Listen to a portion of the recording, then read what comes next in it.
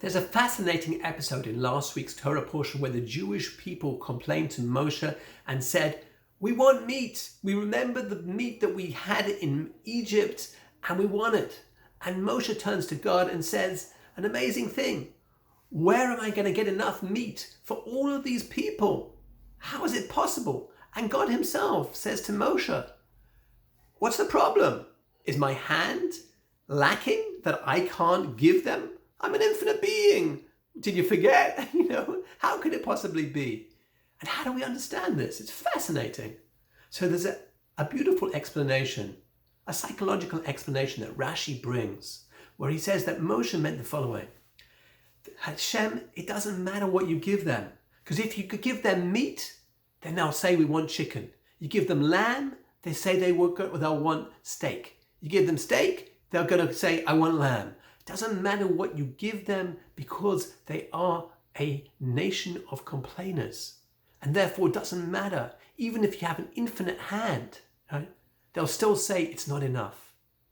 So we have to look at ourselves in life and ask ourselves, is that us? Are we going through life and we get beautiful things? We say, you know what? It wasn't quite what I wanted. I wanted something a little different. I wanted something, I got this type of ice cream. I want a different type of ice cream. I got this type of a job. I wanted a different type of a job. I got this type of a husband or a wife. I wanted my children, my job, whatever it is. We have to ask ourselves, because if that's the case, it could be that the Almighty is giving us infinite goodness and we're missing it, because just like Moses said, we'll never be satisfied. We'll never appreciate that infinite love because we've become people that are always complaining.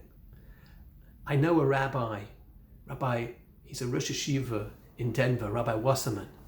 And whenever you ask him how he is, he looks at you and he says, grateful, right? And he really means it. And that's something that we need to acquire in our lives, to be people that walk through life with tremendous gratitude for the things that we have. It doesn't mean things can't be difficult. They can, and they often are, right?